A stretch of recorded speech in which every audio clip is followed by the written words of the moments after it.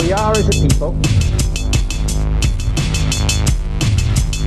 inherently and historically opposed to secret society, opposed to secret oaths, opposed to secret proceedings, secret proceedings. No official of my administration, whether his rank is high or low, should interpret my words here tonight as an excuse to censor the news, to stifle dissent, to cover up our mistakes, or to withhold from the press and the public the facts they deserve to know.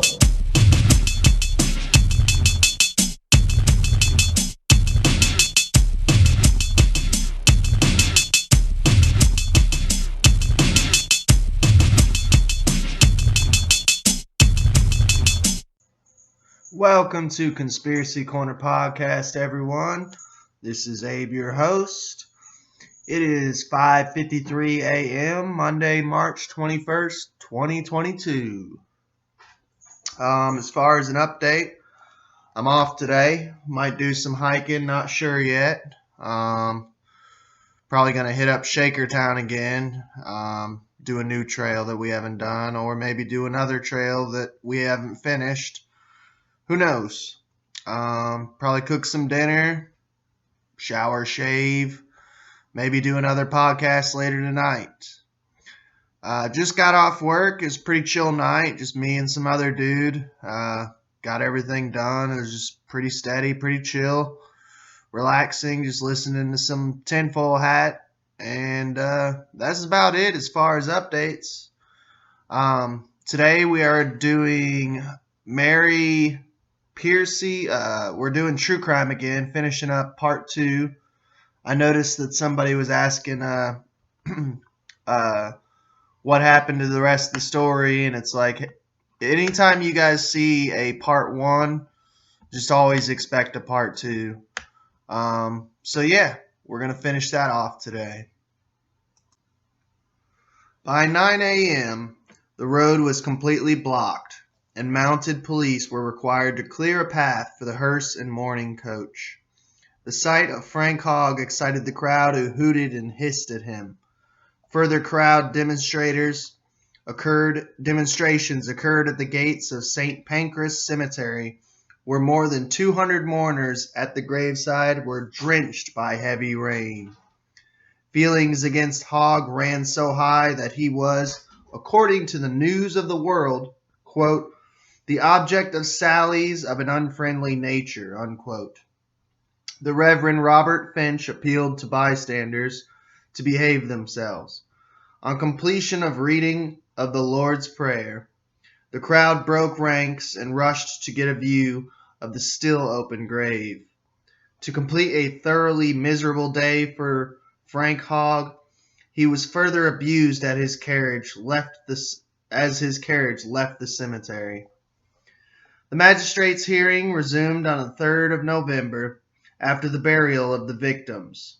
A great deal of the previous evidence was repeated, but there were, as newspapers put it, further disclosures.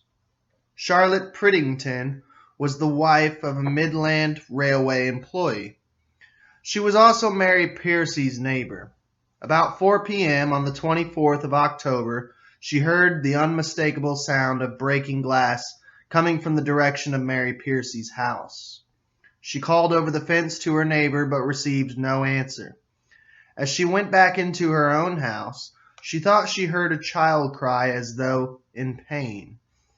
After that, it was quiet, and she did not see Mrs. Pearcey at all, either that afternoon or evening. A surprising piece of evidence was given by a lad who lived at 138 Prince of Wales Road. He was returning from a shopping errand and about to enter the gate to his house when a woman asked him if he was going up the road. He said yes. She then asked him if he would take a note for her.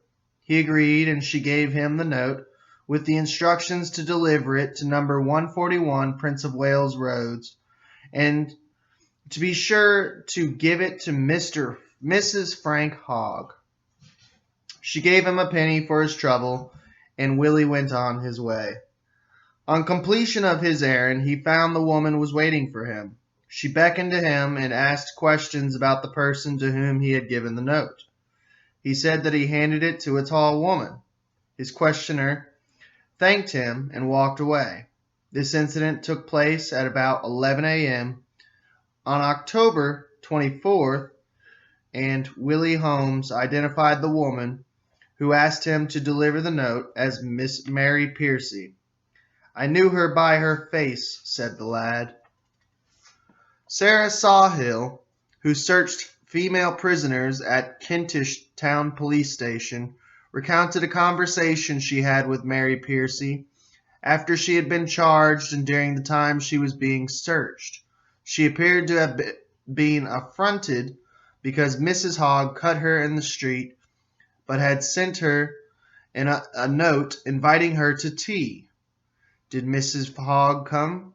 Sawhill had asked.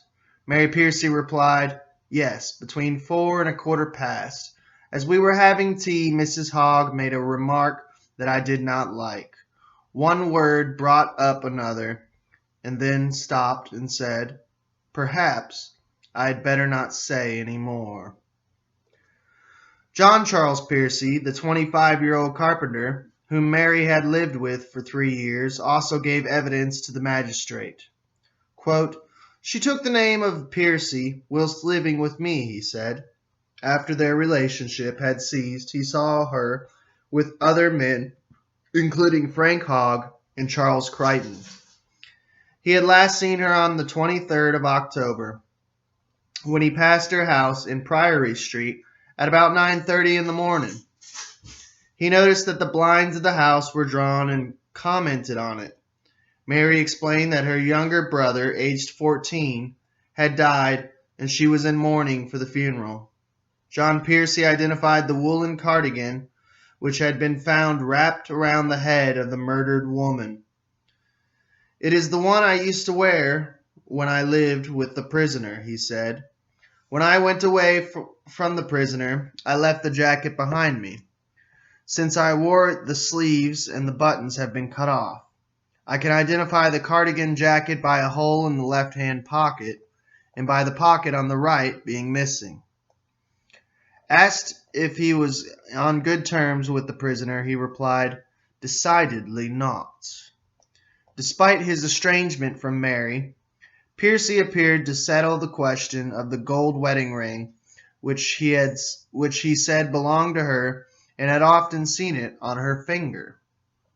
After a further adjournment, the magistrate's court sat for its final hearing on 18th of November. Detective Constable Edward Parsons, who, with Sergeant Nursey, had searched Mrs. Pearcey's house, referred to a conversation with the prisoner in which she said, "I have not told a lie. I have not been asked that question," put to her by the sergeant. "She did not come here about 6 o'clock. She asked me to lend her 2 shillings and to mind the child," Mary said.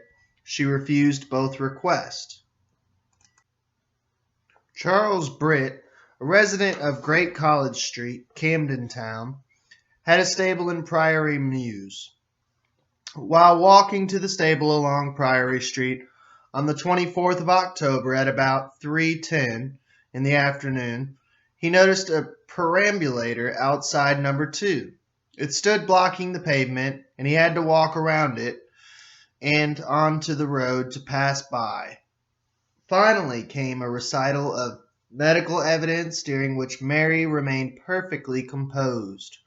The doctors gave detailed descriptions of the wounds of the murdered woman and their opinions about the weapons which might have caused them. The magistrate asked Dr. Thomas Bond, quote, "Very considerable force must have been used." "Yes," answered the doctor, "very considerable force." Questioned about the possibility of the dead woman being conveyed in the perambulator, the doctor thought, "The bassinet would contain the body of the deceased woman.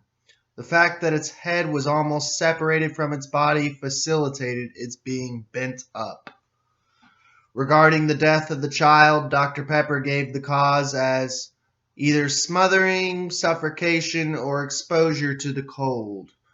The marks on the child's neck were due to the pressure of its clothing, which was tight on its plump body. The doctor agreed with the colleague that the woman's body could have been carried in the perambulator. Quote, but not the child at the same time, because the perambulator was covered with blood and the child's clothes were not so covered, as they must have had it been in the vehicle.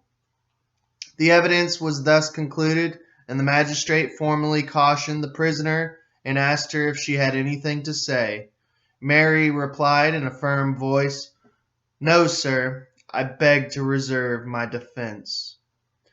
Mr. Freak Palmer added, and she pleads not guilty, sir. Mary Pearcey was then committed for trial at the Central Criminal Court. The evidence which had built up against Mary Pearcey during the magistrate's hearing and the coroner's inquest was highly damaging.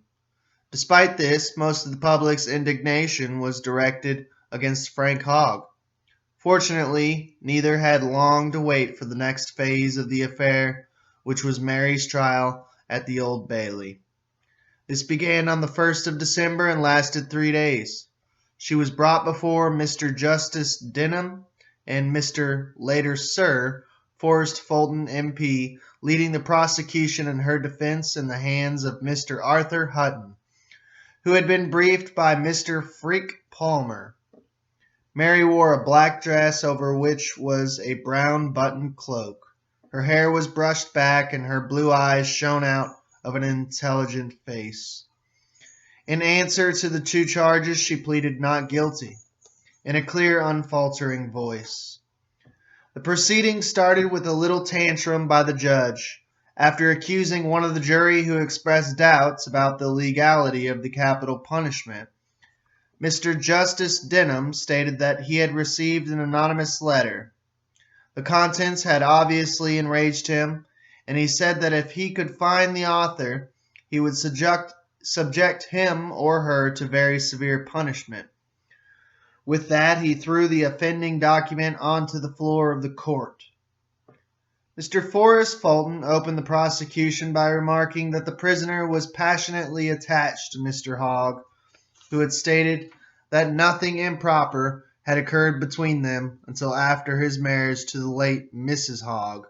Counsel then read some letters which he said made this statement improbable and also established a very strong motive for the crime. Some of these letters were updated, but the earliest had been written to Hogg by Mary Pearcey on October 2nd, 1888. My dear F., do not think of going away, for my heart will break if you do. Don't go, dear. I won't ask you too much, only to see you for 5 minutes when you can get away. But if you go quite away, how do you think I can live? I would see you married over, yes. I could bear that far better than parting with you forever. And that is what it would be if you went out of England.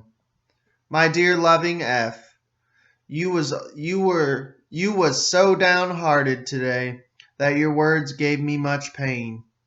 For I have only one true friend I can trust to, and that is yourself. Don't take that from me. What good would your friendship be then, with you so far away? No, no, you must not go away. My heart throbs with pain only thinking about it. What would it be if you went? I should die. And if you love me as you say you do, you will stay. Write or come soon, dear. Have I asked too much? From your loving, M.E. P.S. I hope you got home quite safe and things are all right and you are well. M.E. On the 18th of November, 1888, Mary wrote again, Dearest Frank, I cannot sleep, so am going to write you a long letter. When you read this, I hope your head will make you be much better, dear. I can't bear to see you like you were this evening. Try not to give way. Try to be brave, dear, for things will come right in the end. I know things look dark now, but it is always the darkest hour before the dawn. You said this evening, I don't know what I ask, but I do now. Why should you want to take your life because you want to have everything your own way? So you think you will take that which you cannot give? You will not if you love me as you say you do. Oh, Frank, I should not like to think I was the cause of all your troubles, and yet you make me think so. What can I do? I love you with all my heart, and I will love you, and I will love her because she will belong to you. Yes, I will come and see you both if you wish it. So, dear, try and be strong as me, for a man should be stronger than a woman. Shall I see you on Wednesday about 2 o'clock? Try and get away, too, on Friday, as I want to know if you are off on Sunday until 7 o'clock. Write me a little note in answer to this. I shall be down on Monday or Tuesday in the morning about 9 a.m. So believe me to remain your most loving, M.E. Another letter, undated, was read out by Mr. Fulton in order to show the affection which Mary Pearcey felt for Frank Hogg. Dear Frank, you asked me if I was cross with you for only coming for a short while. If you knew how lonely I am, you would not ask. I would be more than happy if I could see you for the same time every day, dear. You know, I have a lot of time to spare and I cannot help thinking. I think and think till I get so dizzy that I don't know what to do with myself.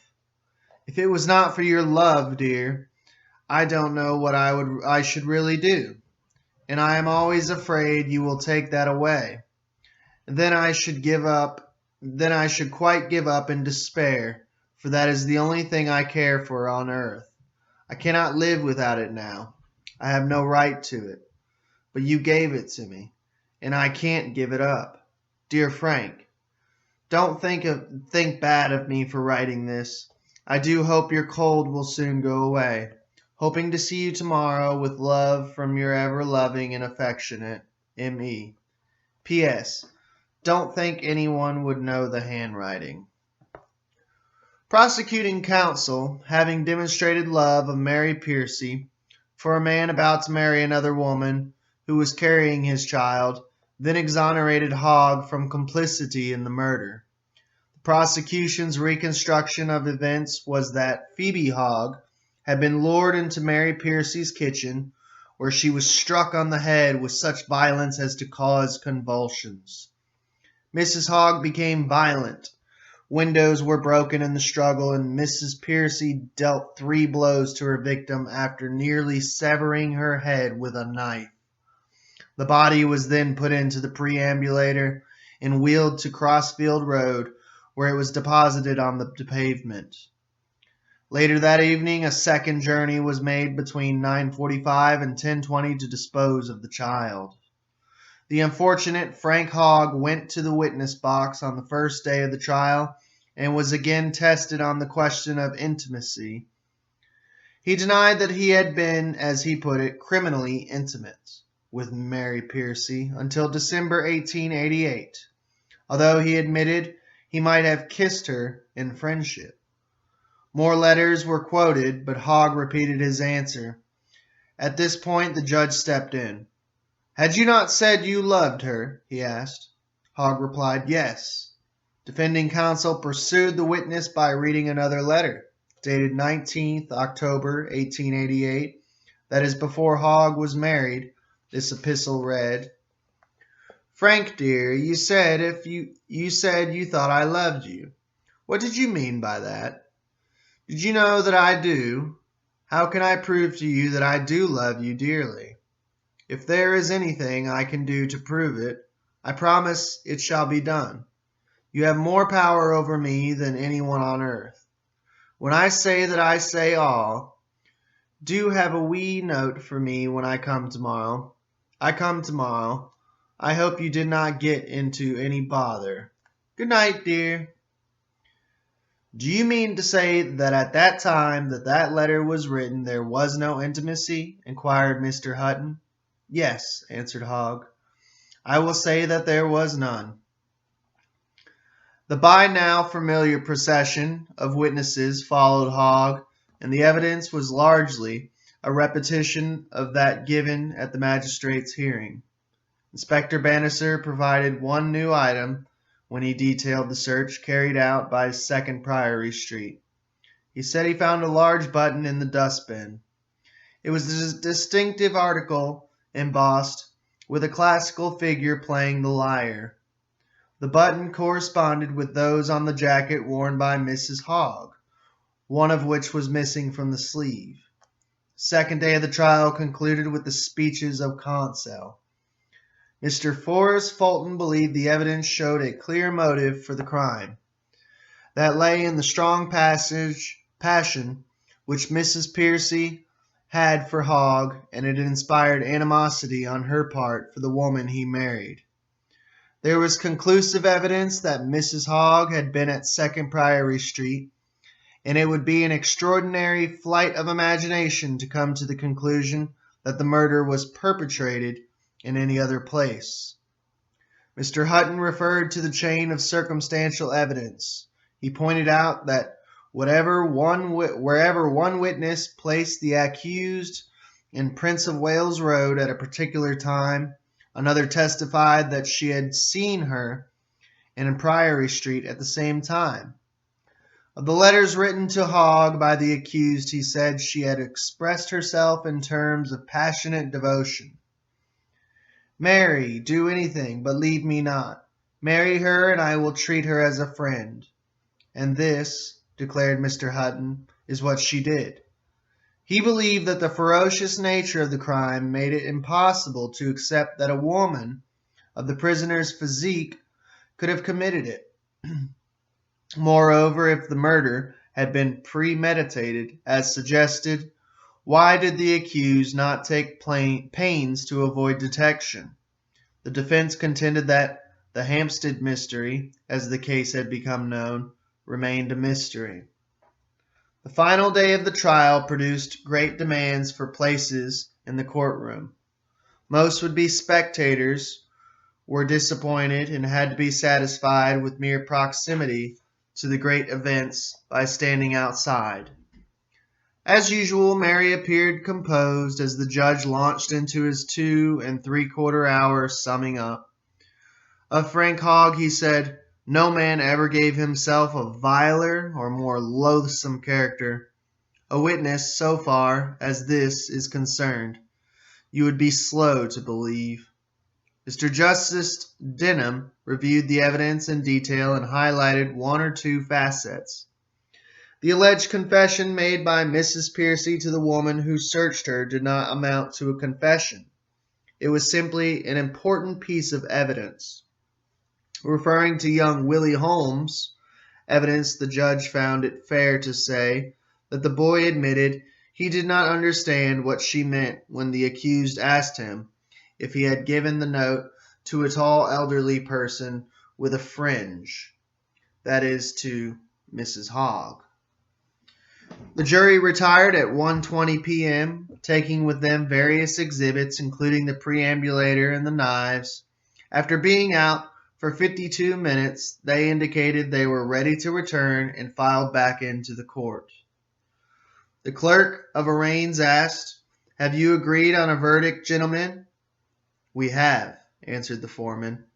"Do you find the prisoner guilty or not guilty?" "Guilty." "You say she is guilty, and that is the verdict of you all?" "Yes," said the foreman. The clerk then spoke to the accused and asked, "Have you anything to say for yourself why the court should not give you judgment to die accordingly to law?" Mary Pearcey replied, "I say I am innocent of this charge." The judge with the black cap upon his head then addressed a homily to Mary, referring to the terrible results of persons giving way to the prudent and indecent lust. You have become a person of so little morale since. He went on, that eventually you have become an instrument, and a willing instrument, in taking away the life of a woman whose only offense towards you was that she was married to a man upon whom you had set your unholy passion. He then passed formal sentence of death, concluding with these words, "And may the Lord Almighty have mercy upon your soul," which provoked a loud "Amen" from the court. Still addressing the prisoner, the judge asked, "Have you anything to say in stay of execution?" Mary was obviously confused, and with irritation the judge said to the clerk, "Explain to her." The question referred to women who believed they might be pregnant, but before she could be given the explanation, Mary answered, "Only I am innocent of the crime, sir."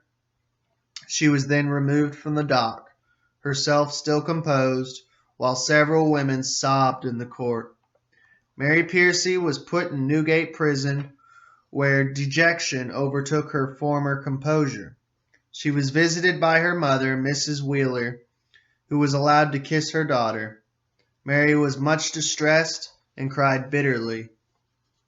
Mrs. Wheeler told the newspaper reporters afterwards that she had asked her daughter for the truth about the crime.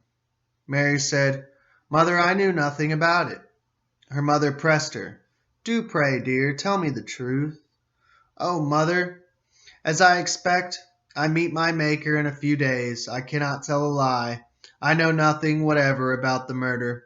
If I knew, I would, dear mother, willingly say so for my own sake now," was Mary's reply.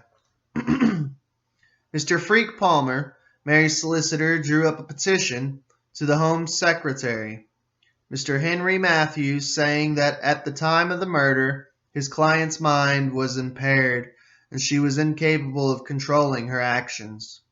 This was argued on the grounds that she had been subject to epileptic fits since birth, and that this could be supported by the testimony of friends and relatives. Accordingly, it was hoped that the Queen would be advised to spare the prisoner's life. It was also alleged that on 3 or 4 occasions Mary Pearcey had attempted to commit suicide. In 2 instances, the suicide attempts were followed by violent fits, as a result of which she could remember nothing of what had happened. This case history was put forward to recount for Mary's demeanor over the murder charge when she said, "I know nothing of the crime." While attempts were being made to save Mary from the gallows, furniture in her home at Priory Street was being sold off. The infamous perambulator, which belonged to Frank Hogg, was allegedly sold for £50 to the manager of Madame Tussaud's exhibition. The date for Mary's execution was the 23rd of December, 1890. Sir James Whitehead, Sheriff of the County of London, had ruled that the execution would be carried out in the strictest privacy, and the policy of allowing press reporters to be admitted was discontinued. Needless to say, this did not please the newspapers. On the eve of the execution, Mr. Freak Palmer visited Mary at Newgate. As the day was so cold and dark, their meeting took place in the comfort of the chief warden's room. Mary requested that he deal with a number of small requests to friends and relatives, some trinkets of small value, a ring and a testament. She also asked her solicitor to place an advertisement in the Madrid newspapers, for which the text read, "MECP, last wish of MEW. Have not betrayed." MEW, of course, was Mary, but the intended recipient of this message was unknown. Mr. Freak Palmer, possibly feeling a little disturbed at this commission, asked if it was relevant to the case. "Never mind," said Mary. He then asked, "Do you admit the justice of the sentence?" "No," was the reply. "I know nothing about the crime." "But even if you did it in a trance," suggested Freak Palmer, "you must have some idea, a shadowy recollection of this matter." I knew nothing about it, she repeated.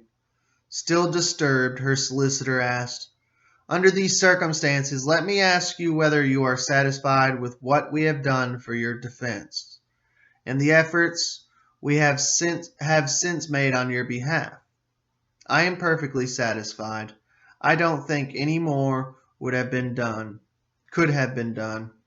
At the risk of pushing his luck, but determined to do his duty, Freak Palmer said, "If you have any facts to reveal, and will let me know them, even at this late hour, I will lay them before the Home Secretary in the hope of obtaining mercy."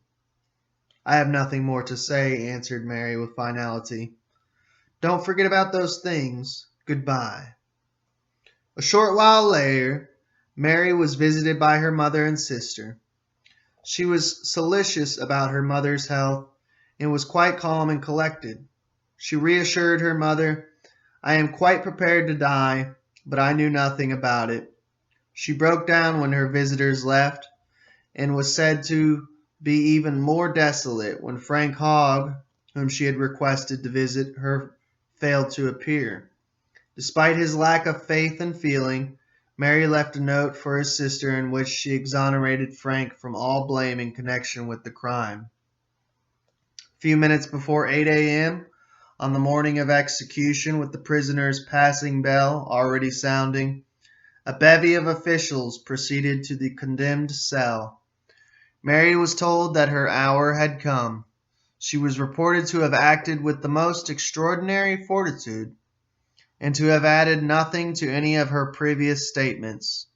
She was taken from her cell in the usual procession led by the sheriff, and with the prisoner preceded by the chaplain reciting the burial office. Mary had a female warder on either side, but she required no support. The party of death moved quickly into the execution shed, where James Barry swiftly prepared her for the 6-foot drop. He released the lever, and it was all over. So speedy was the whole process that St. Sepulchre's clock had not completely struck the hour when the black flag was run up the prison walls. "I never saw an execution go off better," said Dr. Gilbert, the prison's medical officer, later in the day. Barry, who was the executioner from 1884 to 1892, later wrote in his memoirs that when introduced to her, he said, "Good morning, madam," and she shook his proffered hand without any trace of emotion and told the female warders who accompanied her to scaffold, "You have no need to assist me, I can walk by myself." She then kissed them both. A crowd of about 2,000 had gathered outside the prison walls. "She's gone forever," shouted someone, followed by cheers and dispersal of the mob. Mary's advertisement duly appeared in Madrid newspapers. Its 2 lines looking incongruous, sandwiched between Spanish announcements. Mr. Freak Palmer was interviewed by the press about Mary's request. He confirmed that it did not relate to the crime, but to a marriage that had taken place between Mary and the gentleman referred to. Pressed for more details, Freak Palmer said, "I have tried to trace the marriage, as it might have been important in reducing the supposed motive for the crime. Mary Pearcey herself said she had taken an oath never to divulge the name of her husband." Asked for his personal opinion of Mrs. Pearcey, her solicitor said, "It always seemed to me that her lot had been a very hard one, that she had been badly treated by many people. In fact, the whole world seemed to be against her. She was a woman of great intelligence." He concluded by saying, "I felt very much disappointed with the Home Secretary's decision because of the extraordinary mass of reliable evidence which I had collected to show that the prisoner was insane." By an extraordinary coincidence, Mary's father, Thomas Wheeler, was also convicted of murder. He was executed at St. Albans on November 30th, 1880, almost exactly 10 years before his daughter's execution. He had murdered a farmer and confessed to the crime shortly before he was hanged. He was also reported to have written a letter from Chelmsford Prison to the farmer's widow, seeking her forgiveness and asking that she should pray that his sin would not be visited on his wife and his child. Apart from the mysteries of Mary's background, her Spanish connection, her attempts at suicide, and epileptic fits, there were practical difficulties connected with her crime. Why, when her acts were premeditated, did she care so little about covering her tracks? Her note to Phoebe the day before the murder, inviting her to tea. "Dearest, come around this afternoon and bring our little darling. Don't fail," did not succeed, as Phoebe was unable to go. But as John Pearcey had noticed, Mary had drawn down blinds on her windows, an act for which only an interpretation in light of subsequent events was that she wished to cloak her activities in secrecy. This contrasts strangely with leaving Phoebe Hogg's perambulator in the passage of the house for Sarah and Walter Butler to fall over.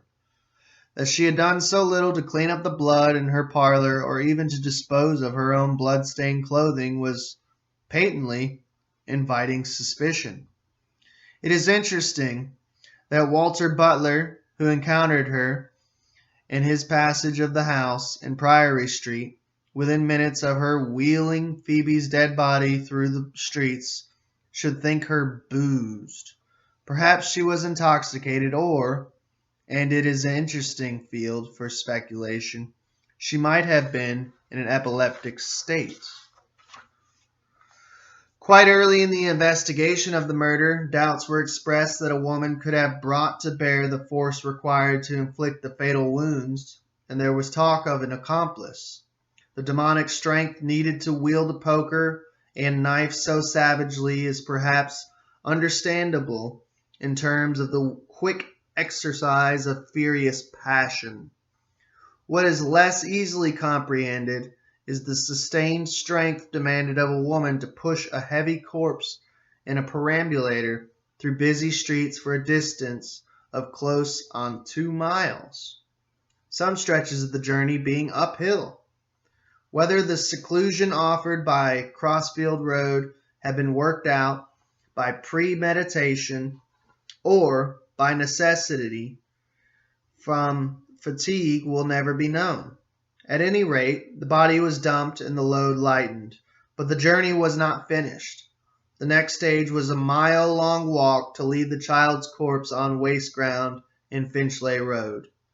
Although the child was clean when found, it could have been wrapped to prevent it from becoming soiled with blood from its mother's injuries. Finally, there was another mile to be walked to dump the perambulator in Hamilton Terrace, with a homeward leg of some 2 miles. There is no doubt that Mary Pearcey had inner strength, as her composure during her trial demonstrated. Her letters to Hogg also show strength in offering to support him when he was supposedly contemplating suicide. Nevertheless, dispatch and disposal of the murder victim remained quite a feat. Mary Pearcey remains an enigmatic lady. She is regarded as the epitome of the jealous murderer, selfish, unscrupulous, and single-minded. She was involved in a weird domestic triangle in which she wrote notes to Phoebe Hogg, her rival, who infuriated her husband by refusing to let him read them. Her letters to Frank Hogg are sensitive and filled with expressions of affection, and yet she was capable of brutality, murdering his wife and child. Although Mary was branded as a monster, all of opprobrium of time was heaped on Hogg, the vacillating, wayward husband and lover. It is usually the jealous husband who kills his wife's lover. In Mary's case, it was the jealous woman punishing her lover by eliminating his wife. Mary was said to have been gifted with second sight and to have experienced a recurrent dream in which she walked through an archway and into a darkness which held some hidden terror for her. She chose to live in Priory Street, a short, mean-looking thoroughfare which ran down a priory place and under a railway arch. It was through this archway that, partially cloaked by darkness, she wheeled her bundle of death into her own private terror, which ended on the scaffold. We are, as a people, inherently and historically opposed to secret society, opposed to secret oaths, opposed to secret proceedings. No official of my administration, whether his rank is high or low, should interpret my words here tonight as an excuse to censor the news, to stifle dissent, to cover up our mistakes, or to withhold from the press and the public the facts they deserve to know.